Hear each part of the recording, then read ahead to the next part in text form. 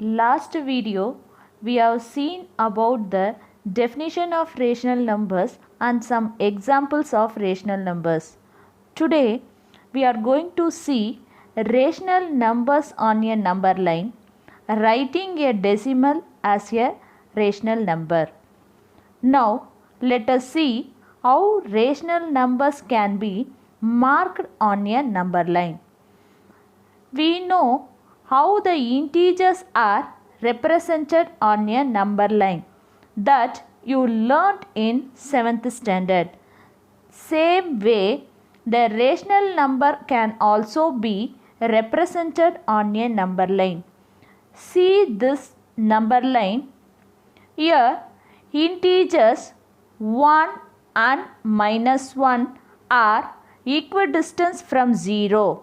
Similarly, integers 2 and -2 are equidistant from 0. Now, let us see how to mark 13/3 on a number line. Here, 13/3 is a improper fraction. We know that improper fraction can be converted into mixed fraction. That is 13/3 is equal to 13 is divided by 3. We get an answer 4 3s are 12. The remainder is 1. So 13/3 can be written as 4 1/3. That 4 1/3 is nothing but 4.3. Now 13/3 lies between 4 and 5 on a number line. The unit part between 4 and 5 is divided into 3 equal parts. 1, 2, 3. First part, second part and third part.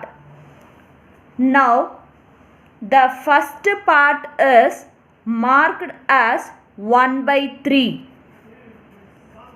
Therefore 13/3 is marked here.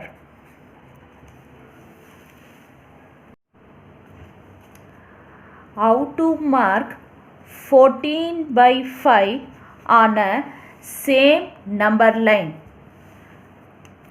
Here 14/5 can be written as 2 4/5.